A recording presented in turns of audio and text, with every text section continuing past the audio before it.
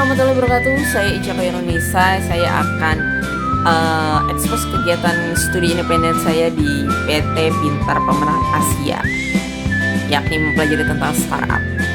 Jadi studi independen ini di PT Pintar ini adalah platform pelatihan digital yang berfokus pada melatih angkatan kerja di berbagai bidang, khususnya di teknologi, sosial, dan ekonomi. Berdiri sejak tahun 2013, Pintar telah menjadi pelopor yang menyediakan pembelajaran daring inovatif. Jadi startup ini ada program, yakni program startup. Program ini didesain untuk mendukung eksplorasi minat bakat mahasiswa. Mentornya itu berpengalaman lebih dari 5 tahun. Metode pembelajarannya itu melalui problem based learning, implementasi materi ke proyek akhir praktikum.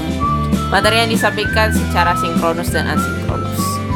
Evaluasi pengembangan skillnya itu melalui kuis, latihan, evaluasi peserta, pengembangan hard skill dan soft skill, kerjasama tim, entrepreneurship, project management, dan juga design thinking. Proyek akhirnya yakni studi independen ditutup dengan proyek akhir, kolaborasi dengan kelompok menangani masalah real industri mitra. Proses pembelajarannya pertama ada e-learning, jadi pembelajaran secara mandiri melalui LMS Pintar. Live section yaitu proses pembelajaran melalui webinar di waktu-waktu tertentu. Dia memungkinkan mahasiswa untuk berinteraksi langsung dengan mentor dan fasilitator. Terus ada mentoring. Terus ada hak wajib peserta. Pertama, pelatihan manajemen proyek dan kewirausahaan, pelatihan untuk pengembangan portofolio dan CV, kesempatan terhubung berbagai perusahaan dan investor, kesempatan terhubung dengan ribuan mentor dengan berbagai pengalaman di bidang wirausaha, pembelajaran yang bisa menggunakan sinkronus dan asinkronus, pembelajaran kelompok yang mendorong kerja sama tim, dan kesempatan untuk berkolaborasi lintas minat yang mendorong kerja sama tim. Ada kurikulum pertama mengembangkan proyek kreatif, menyusun rencana usaha, basic financial skill. Terus ada melaksanakan menjaga etika profesi, bisnis IT, melakukan pemasaran produk yang berorientasi pada pengguna dan customer, menentukan jumlah dan keahlian tenaga kerja yang dibutuhkan, mengelola proyek bisnis, mengeksekusi pengurusan perizinan usaha melalui OSS, menjalin hubungan dengan pelanggan, merealisasikan proyek pendirian startup melalui pitching, networking kepada klien potensial atau investor. Jadi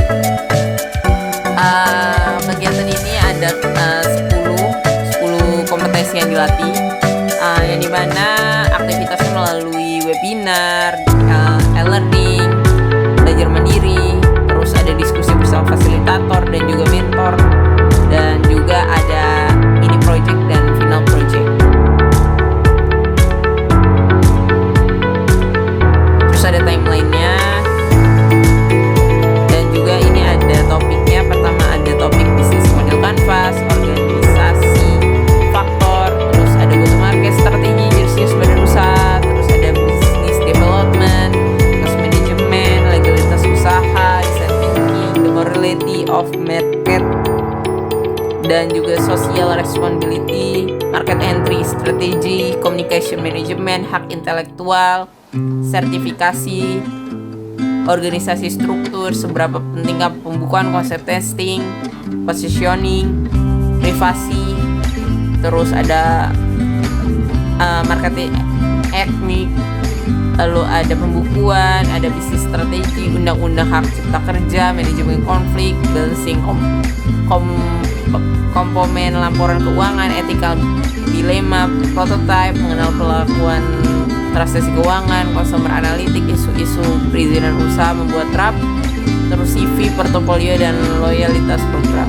Berikut ada lampirannya, yakni ini lampiran pertama ini ada ketika lampiran pertama, kedua ini ketika melakukan live session dan juga diskusi bersama mentor. Live session pembelajaran itu setiap Senin sampai dengan Jumat, dan juga Sabtu minggunya itu ada pendampingan atau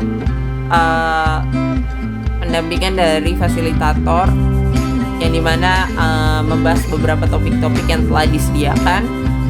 Untuk live session ini itu pelatihan yang tadi topik-topiknya topik-topiknya itu ada topik-topik webinar yang telah saya sebutkan. Jadi pelatihan ini di 2 sampai 3 topik setiap Senin sampai Jumat. Ini ada beberapa pinter-pinter membuatkan grup, terus ada beberapa tugas-tugasnya, terus ini ada beberapa chat ketika diskusi dan juga ketika pendampingan, dan pinter-pinter memberikan mahasiswa itu untuk membentukkan kelompok, yang dimana membentukkan kelompok ini untuk kami para mahasiswa itu berdiskusi untuk mini project dan juga final project. Jadi pembentukan kelompok ini ada 5 orang setiap kelompoknya. Jadi yang dimana pencapaian akhirnya itu membentuk proposal bisnis yang dimana ada prototypingnya dan yang bisa dipitchingkan ke beberapa investor.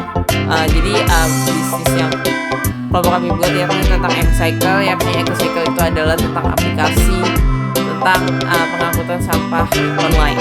Ini ada contoh bisnis model kanvas dan juga contoh desain prototype.